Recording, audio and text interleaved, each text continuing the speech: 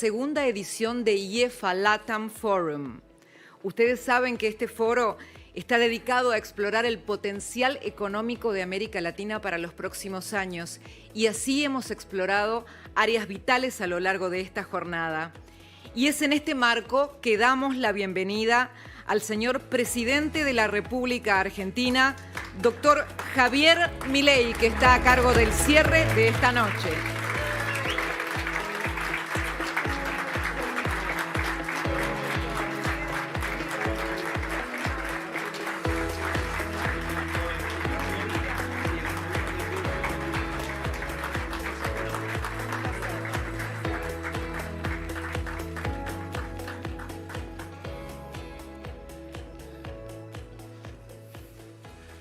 Buenas tardes. Bueno, si se trata de explorar las oportunidades, claramente uno tendría que esperar a hablar de temas de crecimiento. El problema es que cuando uno se encuentra con una macro profundamente desequilibrada, crecer se hace muy difícil, casi les diría imposible.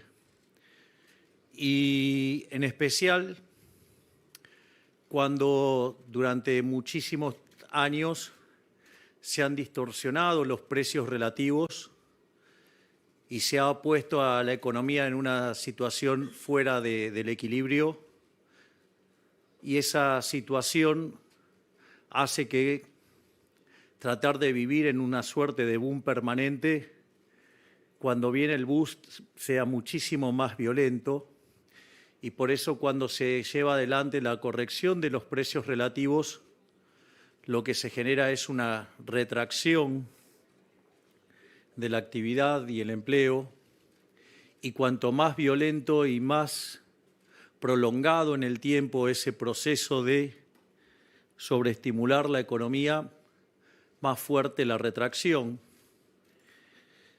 En ese sentido, Argentina ha vivido por más de 20 años bajo un régimen populista salvaje que ha llevado a la destrucción del capital, a la destrucción de la productividad, motivo por el cual estamos en una situación absolutamente miserable.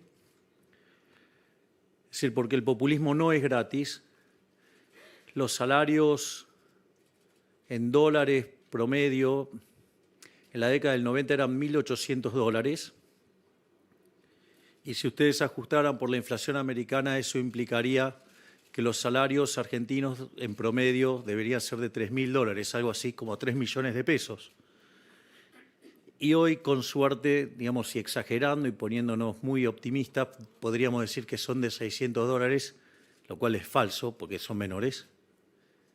Significa que los argentinos en esta aventura populista hemos perdido el 80% de nuestros ingresos.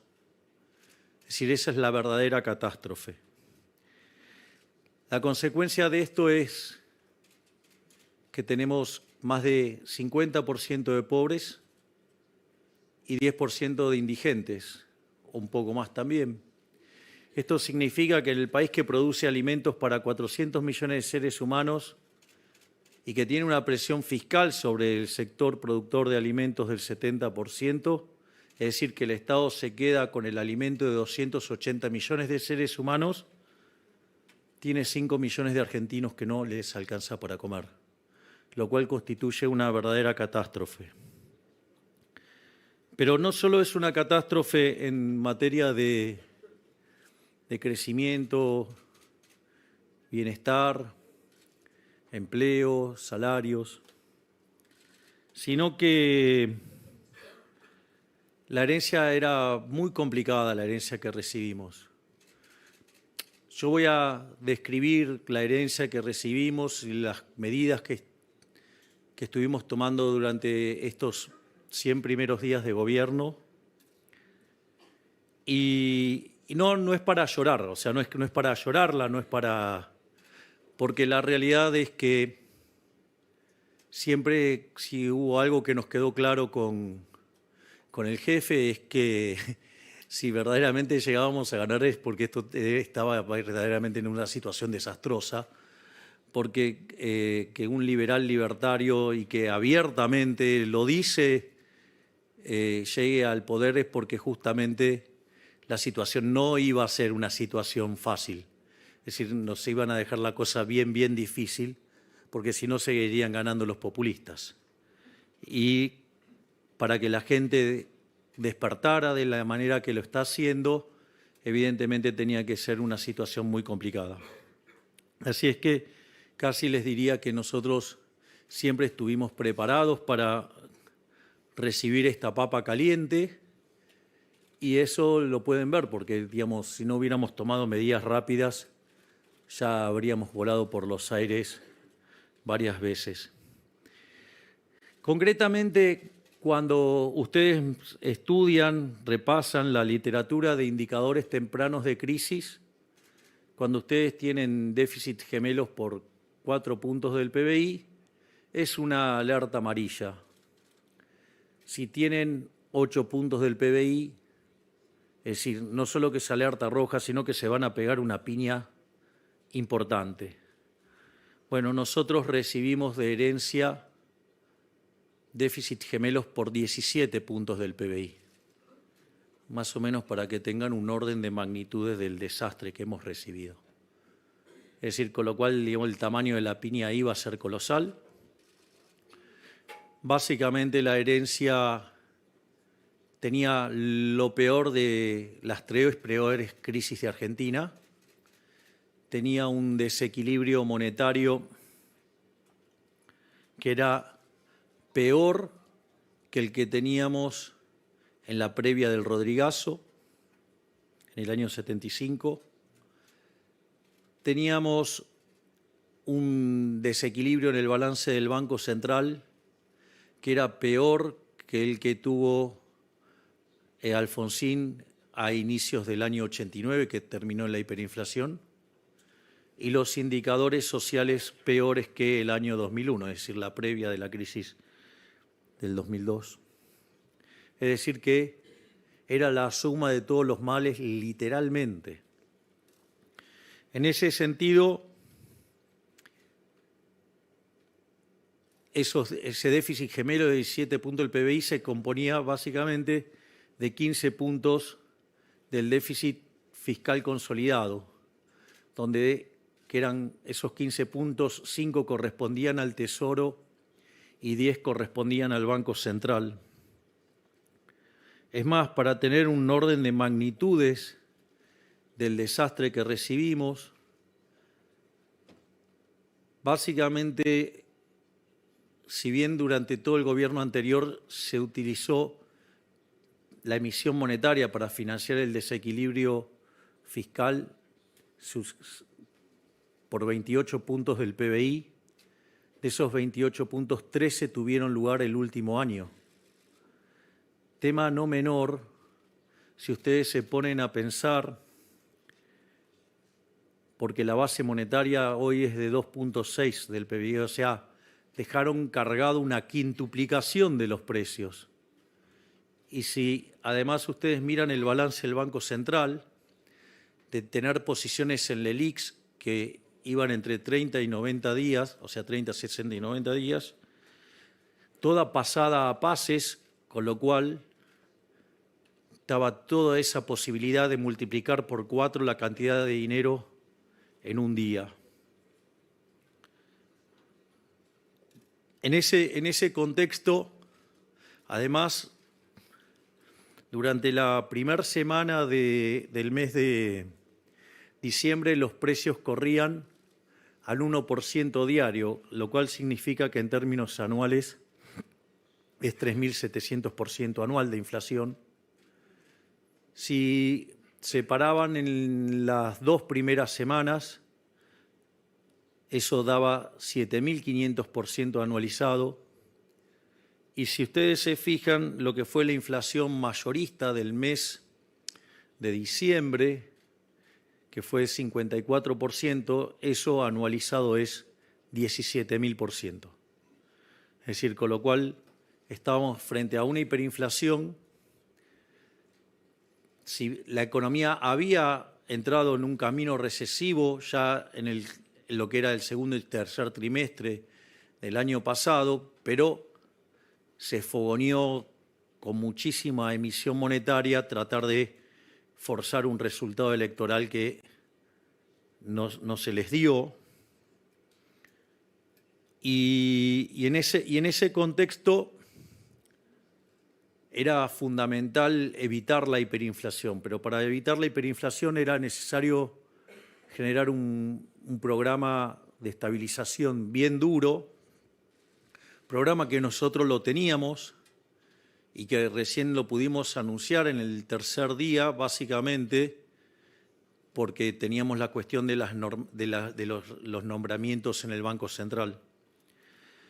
Y básicamente tenía los tres elementos fundamentales que tiene cualquier programa de estabilización, que era un ajuste fiscal, una corrección cambiaria y la definición de una nueva política monetaria. En ese sentido, nosotros lo fundamental era terminar con la emisión monetaria para que no hubiera convalidación monetaria de la suba de precios y que eso no terminara escalando y generando la hiperinflación. En ese sentido, junto a la devaluación que se sinceró, porque básicamente lo único que hicimos fue llevar el tipo de cambio al tipo de cambio de mercado ajustado por impuesto país, y en ese contexto, en el plano fiscal decidimos ir a lo que se denomina la política de déficit cero, pero déficit cero en serio, no, digamos, mentiroso, es decir, déficit cero en la línea del resultado financiero, es decir, después de pagar intereses. Eso es muy importante porque si nosotros alcanzábamos el déficit cero en la línea financiera, significa que la deuda no crece más. Y si la deuda no crece más, la relación deuda-producto es no creciente. Por ende, uno se convierte en solvente intertemporalmente y la consecuencia de ello es que empieza a caer el riesgo país y bajar la tasa de interés. Y la tasa de interés recobra su función esencial, que es la de ser un mecanismo de coordinación intertemporal. Y que el proceso de crecimiento, guarde relación justamente con la tasa de interés natural de interés, es decir, la del mercado, no la que a un burócrata se le ocurre manosear desde el Banco Central. No, aclaro para que quede claro, digamos, eso de estar tocando. Miren, una vez con una persona, yo me acuerdo que le dije, vos sos peor que Moreno, porque Moreno controla los precios de hoy, o controlaba los precios de hoy. Vos querés controlar la tasa de interés, con lo cual querés controlar los precios de hoy y los del futuro. Es decir, ¿por qué? Porque la tasa de interés es el precio relativo de los bienes presentes sobre los bienes futuros. Entonces, es mucho más complicado. En ese sentido, nosotros además iniciamos un proceso de saneamiento del balance del Banco Central. Y la realidad es que nosotros creíamos que nuestro objetivo era alcanzar el déficit cero en el año 2024. Y la verdad es que estábamos perfectamente y absolutamente convencidos de llevar adelante un ajuste fiscal, el cual obviamente tiene mucho de motosierra y tiene mucho de licuadora. Digamos, si lo queríamos hacer rápido, había que usar las dos cosas. Y hay mucho de licuadora, y hay mucho también, y mucho más en realidad, de motosierra, porque eliminamos la obra pública de cuajo, algo de lo cual estoy profundamente orgulloso, siendo que la obra pública es una gran fuente de corrupción, de robo, a la cual me imagino que toda la gente de bien debería oponerse.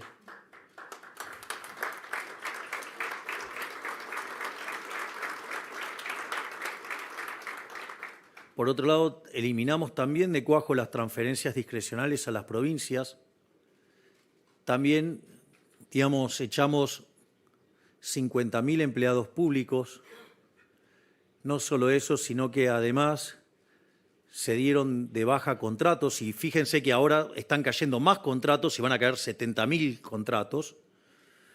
Además, eliminamos 200.000 programas sociales entregados de manera irregular y en ningún momento descuidamos la política social porque en el medio duplicamos la AUH, duplicamos la tarjeta alimentar, multiplicamos por 3 la asistencia en el plan 1000 días, o sea, a las mujeres embarazadas.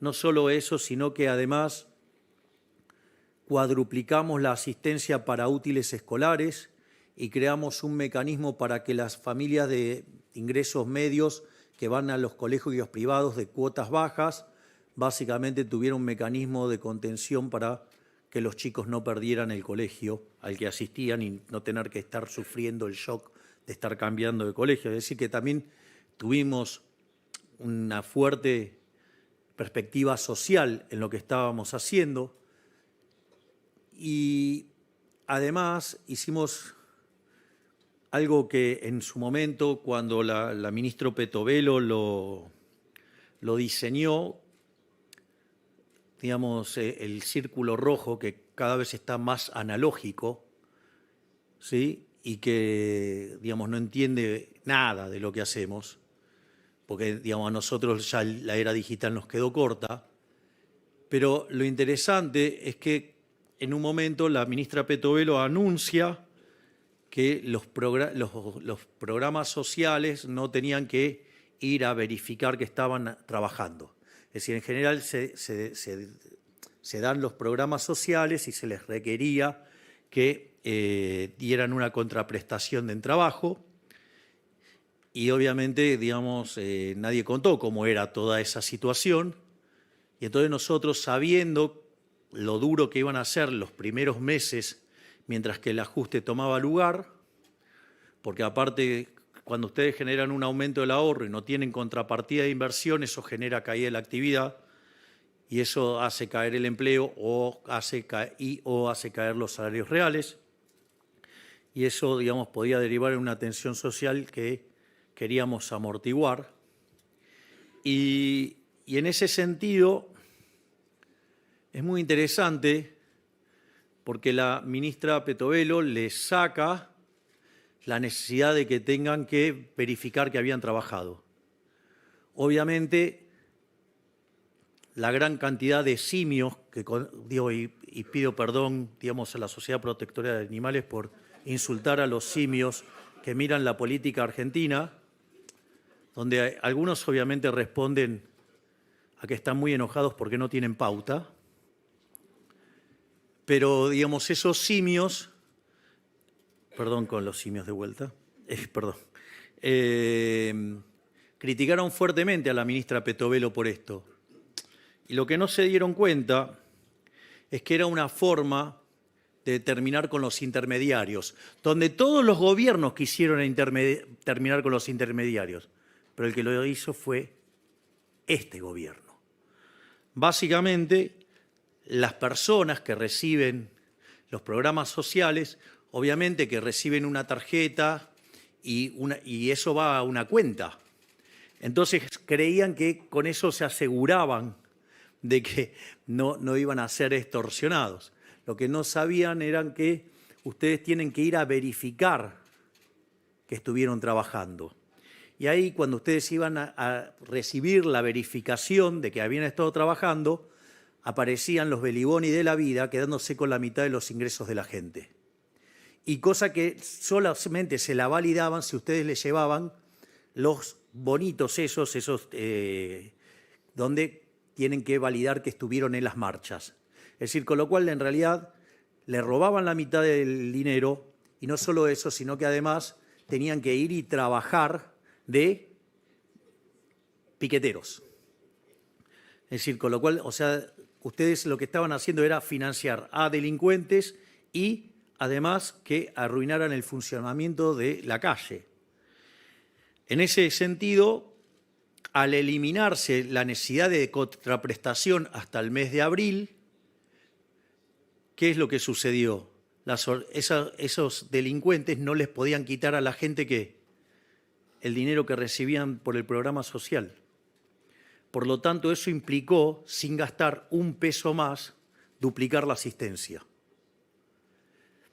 Y al mismo tiempo pusimos una línea para que denunciaran los aprietes y las extorsiones de estos delincuentes y hemos recibido cerca de 300.000 denuncias y hoy hay 18.000 casos en la justicia.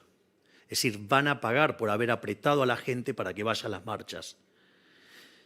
Y es más, Berigoni nos amenazó con que iba a juntar en la plaza 50.000 personas, con lo cual, evidentemente, tenía pensado llevar 100.000. Nosotros, desde la Nación, aportamos 12.000 efectivos. No recuerdo cuál es el número que aportó la ciudad, pero fue tremendo porque había más efectivos policiales que gente, porque solamente fueron 3.000. Con lo cual fue un éxito rotundo que en ese momento se coordinó entre la ministra Bullrich, Petovelo y el ministro de Infraestructura, donde además en los medios de transporte público se presentaba, digamos, el que corta no cobra y las líneas para hacer las denuncias. Y ahí, digamos, empezamos también a ordenar la calle. Es decir, le quitamos poder de fuego porque ahora no pueden extorsionar a la gente para que vayan a hacer esto y además, digamos, empezamos a cumplir el orden.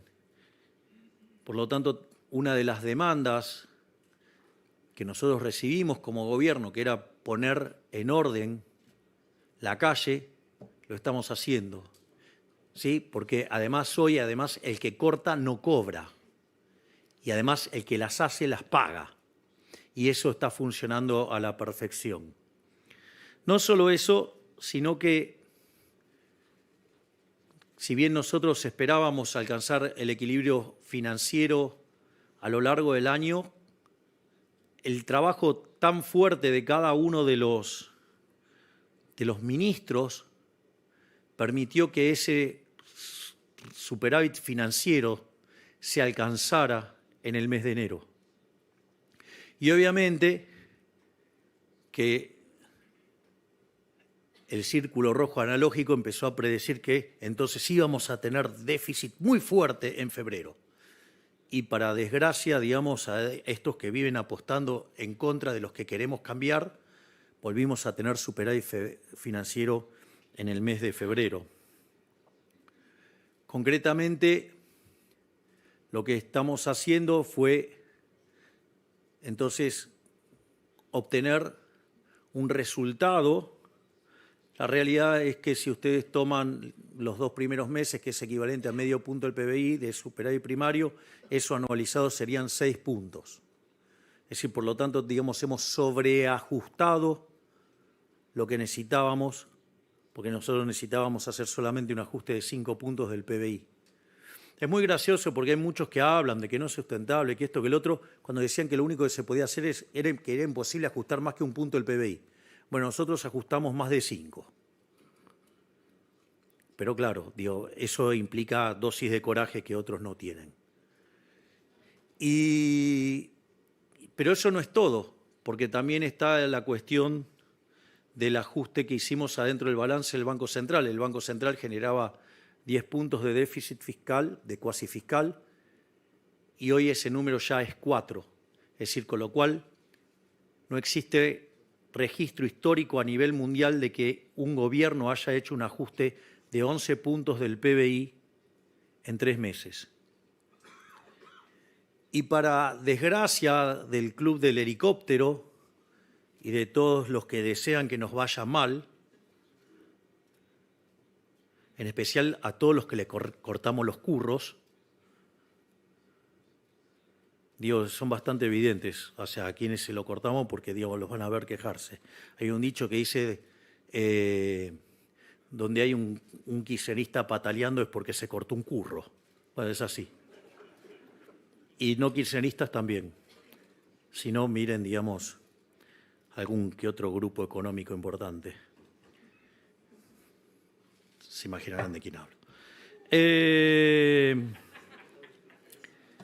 Al margen de eso, bueno, pero están muy enojados porque, bueno, llegó Elon Musk. Lo importante de esto es que, frente al desastre inflacionario que teníamos,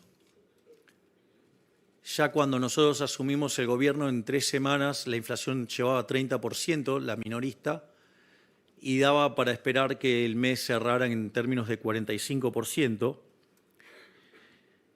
Y yo recuerdo que un fin de semana el periodista Gabriel Anelo, digamos, gran periodista y mejor persona aún, me preguntó qué pasaba, digamos, con la inflación. Y yo le dije, la verdad, que si quedaba en 30 era un gran número porque significaba que entonces la 4ª semana los precios se habían detenido y habían dejado de crecer. Y nos encontramos con que fue 25, es decir, que hubo retracción de los precios que se habían fijado de la 3ª semana hacia la 2ª. Y después, en el mes de enero, la inflación fue del 20% y la inflación de febrero fue del 13%. Ahora, cuando ustedes limpian los efectos del arrastre estadístico, lo que tiene que ver con los aumentos de una vez para siempre, tipo lo que fue la recomposición de tarifas y las prepagas, eso equivale a 6 puntos, con lo cual la verdadera inflación del mes de febrero fue del 7%.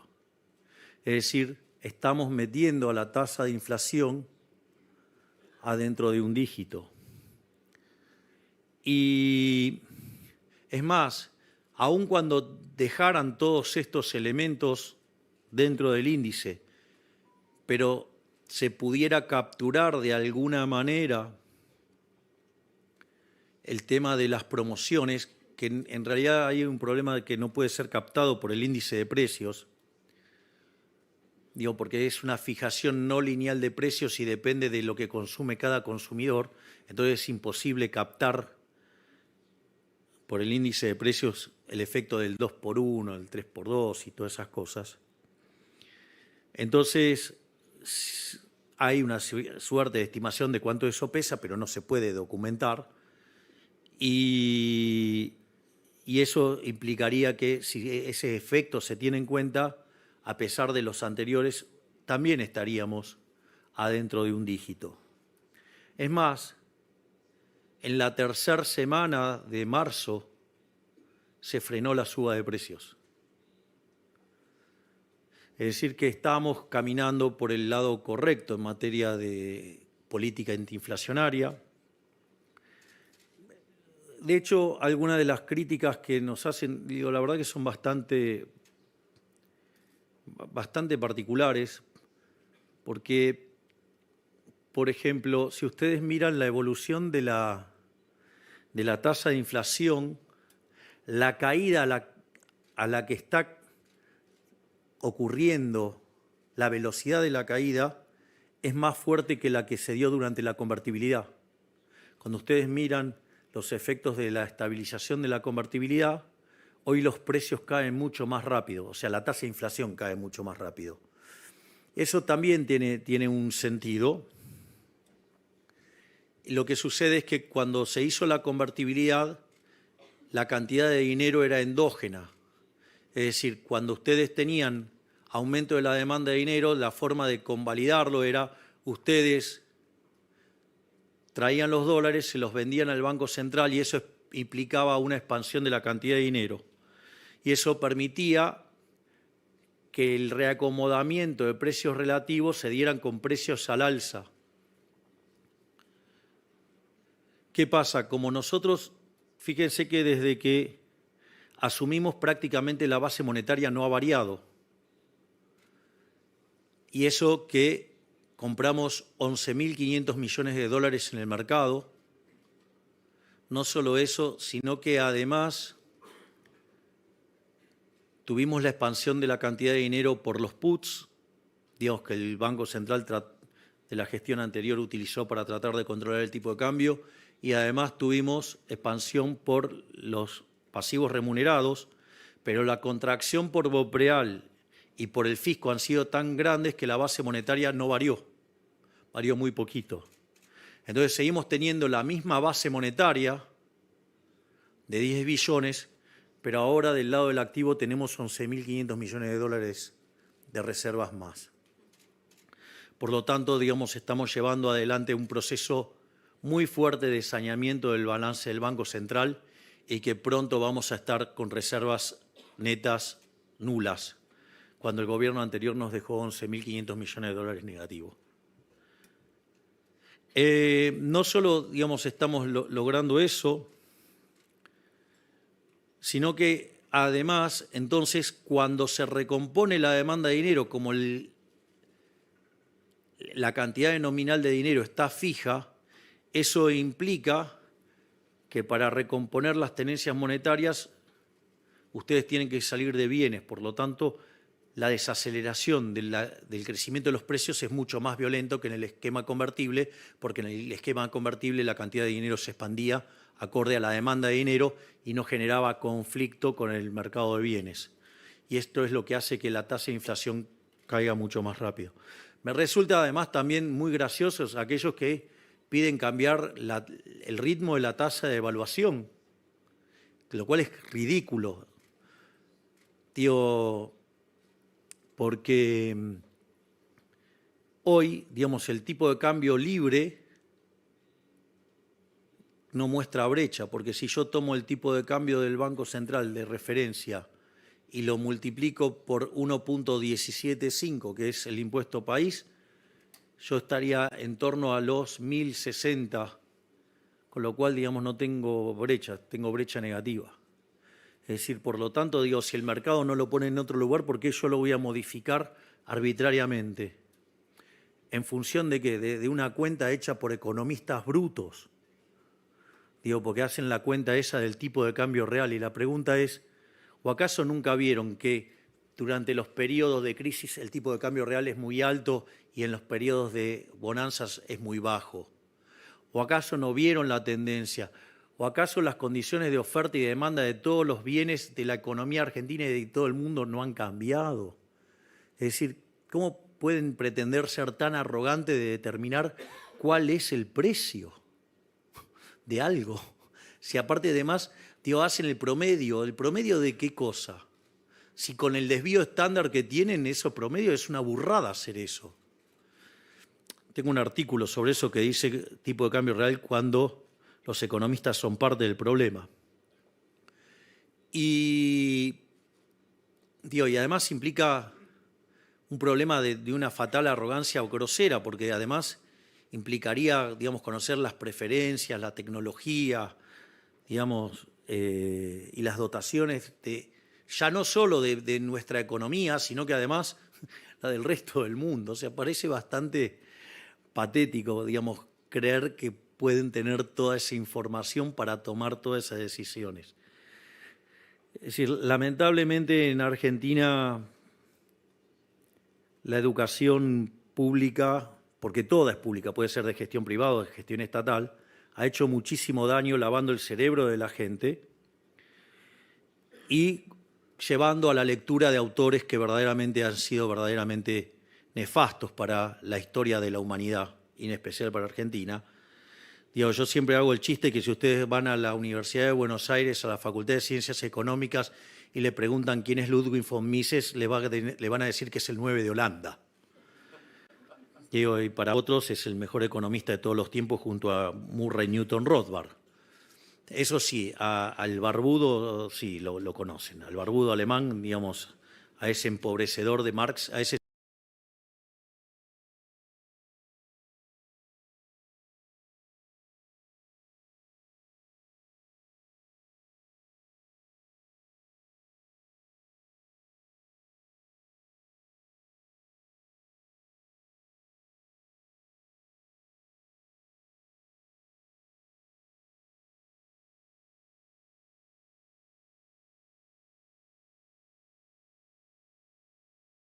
si lo conocen. Eso. Pero más allá de esta situación, lo otro gracioso es si tengo la curva de los futuros del dólar alineada con el crawling peg que está llevando el Banco Central, ¿por qué tendría que además devaluar? O sea, es increíble, es ridículo. Es decir, están viendo los datos de mercado y no. O sea, está todo el mercado equivocado. Se parecen a Keynes. Hay una frase, es increíble porque cuando los keynesianos hablan del gran inversor que era Keynes, Keynes se dedicó a las finanzas y quebró como una rata.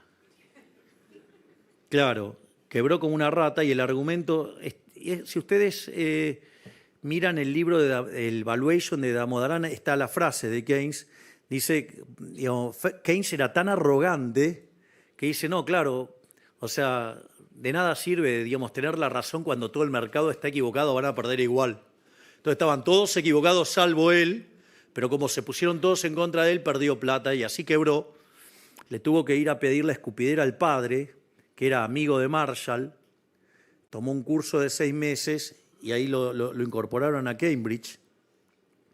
Y cuando dicen que era un gran inversor, era todo mentira, porque en realidad, como era una persona con mucha influencia en la política inglesa, entonces estaba de los dos lados del mostrador.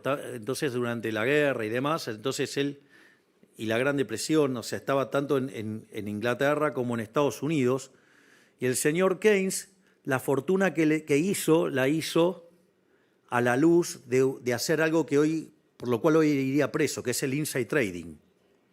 Es decir, tomaba información del gobierno americano que iba a utilizar sobre determinadas cosas y con eso tradeaba. De hecho, digamos, de vuelta, es como la película Wall Street.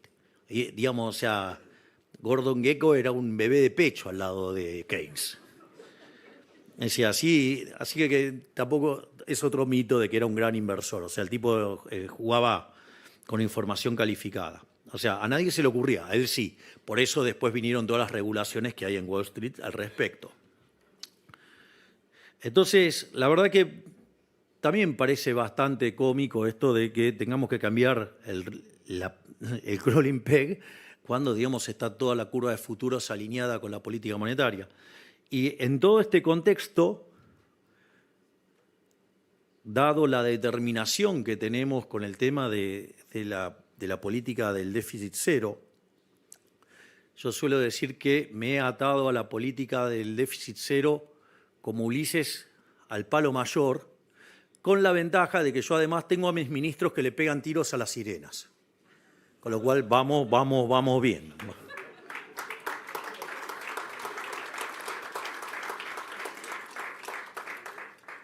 Entonces, de recibir una economía que tenía un riesgo país de 2.900 puntos, hoy está ya llegando a 1.400. Los analistas ya lo están viendo que vamos camino a 1.000.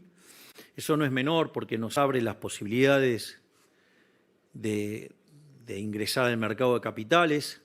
Nos han elevado la calificación crediticia.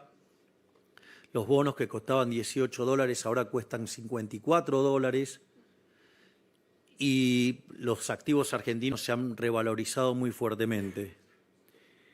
Y cuando hoy ven el dato del PBI, es cierto que en el primer trimestre cayó cerca de 4,5, pero también es cierto que los analistas esperaban que cayera 6.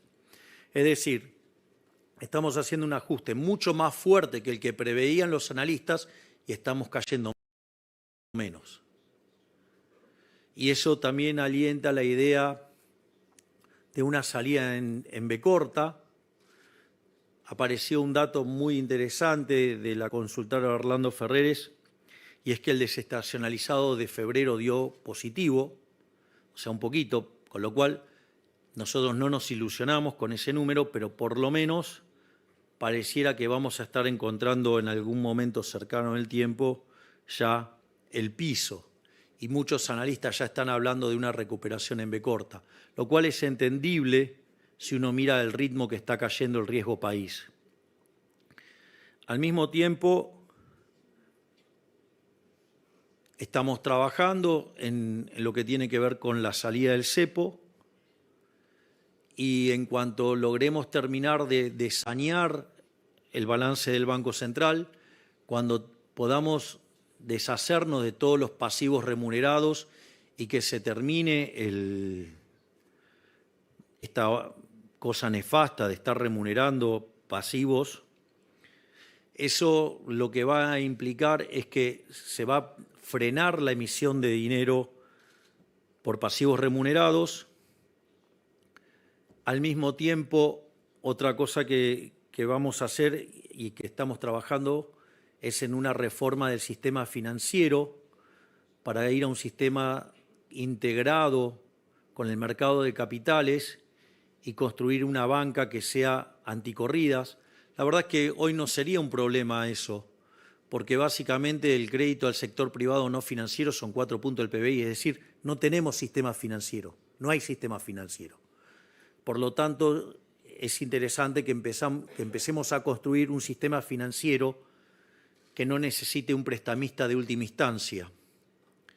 Entonces, si esa reforma incluye integrar, digamos, el formato de los bancos con un formato del mercado de capitales, para que podamos ir a un sistema de banca libre, y eso nos va a permitir que cuando tengamos esa reforma podamos abrir el sistema financiero, que podamos levantar el cepo, y en ese contexto, además, mandar la ley de no emisión monetaria, donde básicamente nosotros consideramos que el señoriaje es un delito, que es un robo, que es una falsificación, que es una estafa. Emitir dinero es una estafa. Y en ese sentido, si llegara a haber emisión de dinero, irían presos el presidente del Banco Central, el directorio, el presidente de la Nación, el ministro de Economía y diputados y senadores que hayan aprobado presupuestos con déficit fiscal. Obviamente ustedes me van a decir, sí, pero esto es Argentina y seguramente que después va a venir otro delincuente y va a cambiar las cosas y va a tirar esa ley, pero nosotros además le vamos a dar una categoría como, digamos, de imprescriptible, como si fuera un delito de lesa humanidad. Por lo tanto, sí puede venir un delincuente, cambiar estas condiciones y volver a las andadas de emitir dinero. Pero puede ser que después venga otro que diga, vos sos un delincuente, hiciste eso y los meta preso. Con lo cual nosotros vamos a ir a una solución de esas características para que se termine en Argentina esta estafa que es la emisión monetaria. Y obviamente que conforme podamos seguir avanzando en este sistema de banca libre, ¿sí?, de sistema de mercado de capitales profundos que vayan hacia un sistema completo y hayamos frenado la emisión por redescuentos, la emisión por pasivos remunerados, la emisión para financiar al fisco, directamente tenemos tipo de cambio libre con la cantidad de dinero fija y si es necesario que ingrese más dinero al sistema, lo va a ingresar los propios agentes. Por ejemplo, abren el colchón y van y, digamos, empiezan a hacer transacciones. Es decir, con lo cual la monetización de la economía la van a ir dando los propios individuos con las monedas que quieran transar. Aparte, competencia de monedas, o sea, tiene una consecuencia muy interesante, y es que, por ejemplo, si ustedes están en el sector de petróleo, como Alejandro, puede hacer transacciones con sus pares del petróleo en WTI. O si están en el negocio del gas, pueden hacer transacciones con otros en BTU. Si están en el sector del campo, pueden hacer transacciones con otros con la soja en Chicago. Y así sucesivamente, cada uno va a tener su propia moneda. Esto es equivalente a tener una canasta de monedas donde los ponderadores los determina endógenamente la gente. En lugar de determinarlo un burócrata a dedo, ¿sí?, lo cual que siempre lo va a hacer mal, y si lo hiciera bien tendría que ser este resultado, y para eso lo hacen los agentes, así que no necesitamos un burócrata metiendo el dedo en ningún lado, porque en realidad ya saben dónde termina el dedo y más que el dedo termina siendo el brazo donde meten.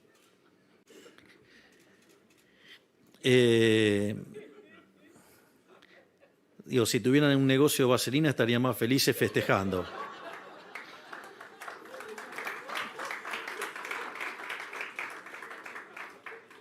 Entonces, en ese contexto, lo interesante es que, además, entonces, una vez que logremos esto, vamos a poder abrir el cepo. Y cuando abramos el cepo, nosotros hoy tenemos, en algún sentido, un exceso de demanda en el mercado de divisas y un exceso de oferta en el resto de la economía, que significa precios bajos de los bonos, altas tasas de interés, alto riesgo país, significa exceso de oferta en el mercado de bienes, con lo cual hay deterioro en el nivel de actividad económica. De hecho, tenemos un PBI per cápita 15% inferior al del 2011. Tenemos la misma cantidad de puestos de trabajo en el sector privado que en el 2011. Entonces, y además eso implica, digamos, que aumenta la cantidad de pobres e indigentes y por ende hay presión social para darle contención. Naturalmente, el momento en que uno cierra ese exceso de demanda en el mercado de divisas, se van a cerrar todos los otros excesos de oferta, lo cual va a implicar que el precio de los bonos va a subir, que la tasa de interés va a bajar, sí, que se va a cerrar el desequilibrio en el mercado de bienes con expansión económica, con mejoras en los salarios reales, con mejoras en el empleo, con caída de pobres e indigentes. Y ahí, digamos, la economía va a empezar a rebotar. Y a pesar de que las instituciones inmundas que tenemos, como la economía está muy descapitalizada como consecuencia de más de 20 años de populismo, es decir, aún así podemos crecer y generar crecimiento económico genuino y sin inflación. Y todo esto lo podemos hacer a pesar de la política. Es decir, a pesar de todos los palos en la rueda, a pesar de todas las porquerías que nos hacen, pero ¿saben qué? Hay algo que es maravilloso. Algo que tampoco, digamos, el círculo rojo analógico no lo ve.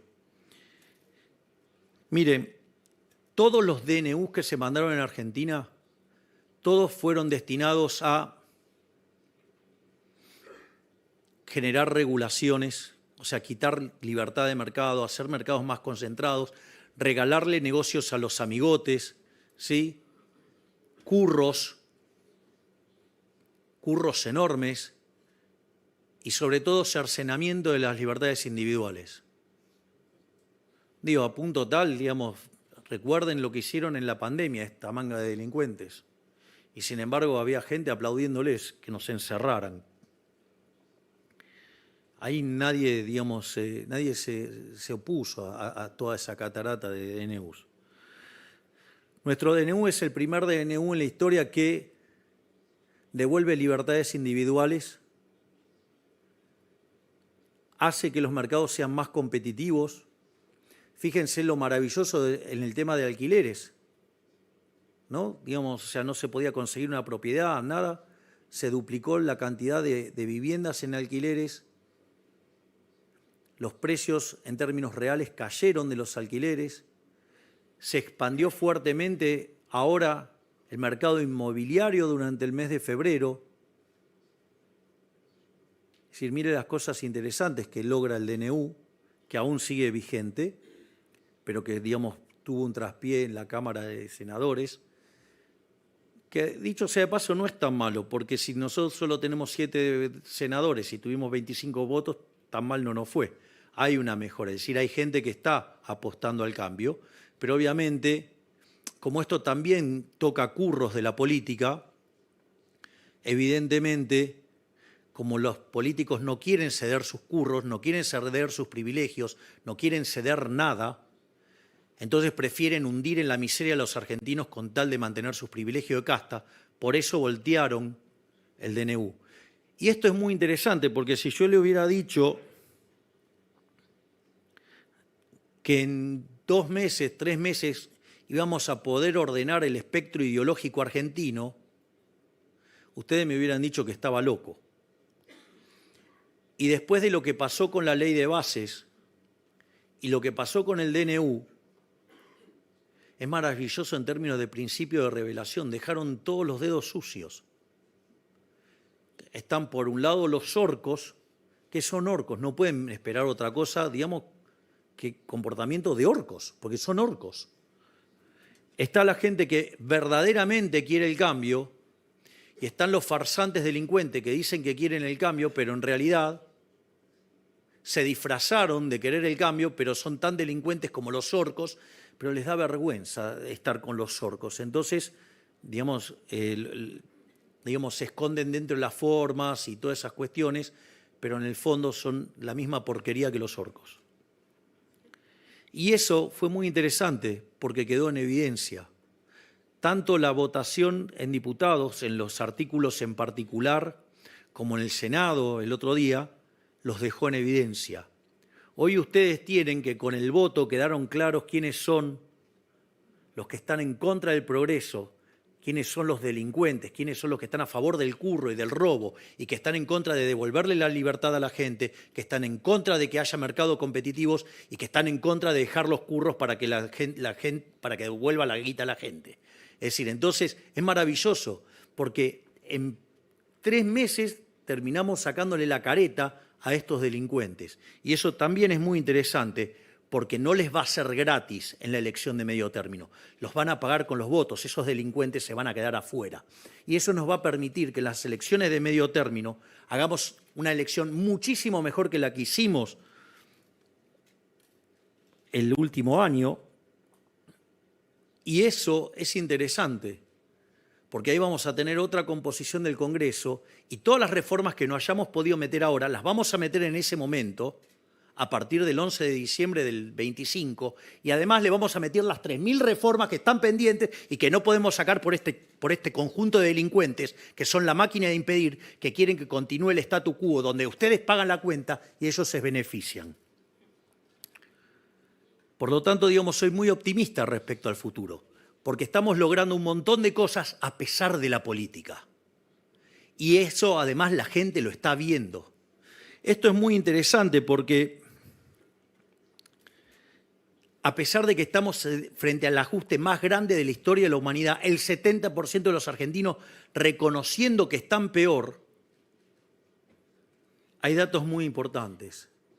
El primer dato importante es que cuando nosotros asumimos, solo el 20% de los argentinos creían que de un año hacia adelante iban a estar mejor. Pero en enero ese número trepó a 30, en febrero trepó a 42 y hoy el número es 50%. Es decir, pese a que estamos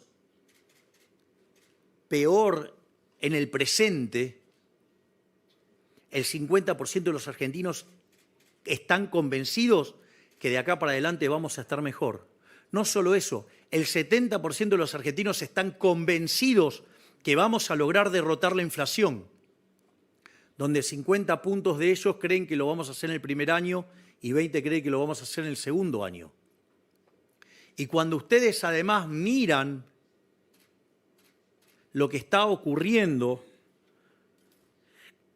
en términos de una palabra que represente el sentimiento de los argentinos, la palabra que aparece con mayor fuerza y domina fundamentalmente es esperanza. Es decir, la gente tiene esperanza, la gente está viendo que vamos a salir.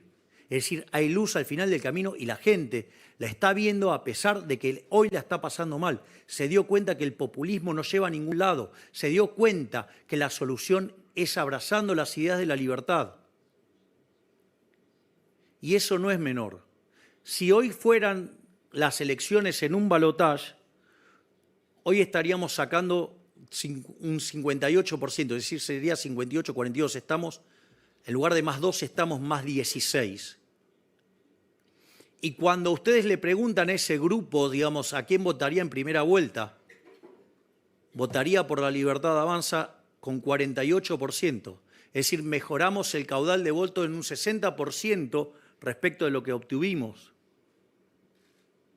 Y eso significa que con eso solo ya ganaríamos en primera vuelta, porque la segunda persona en intención de votos es la señora Cristina Fernández de Kirchner con 20.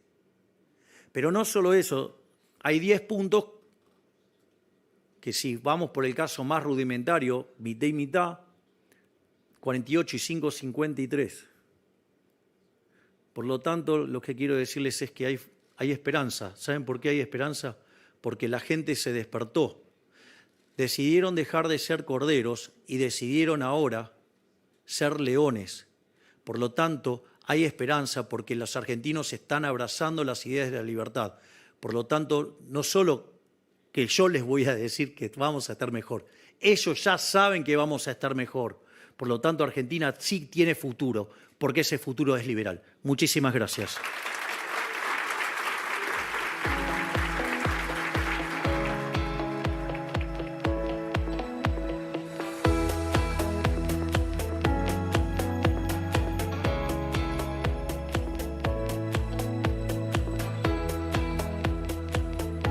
Gracias a todos por su atención. Le agradecemos al presidente de la Nación por su presencia en este cierre como invitado especial del IEFA LATAM Forum. Se retira el presidente de la Nación, Javier Milei. Lo acompañan la señora secretaria general de la Presidencia, licenciada Karina Milei.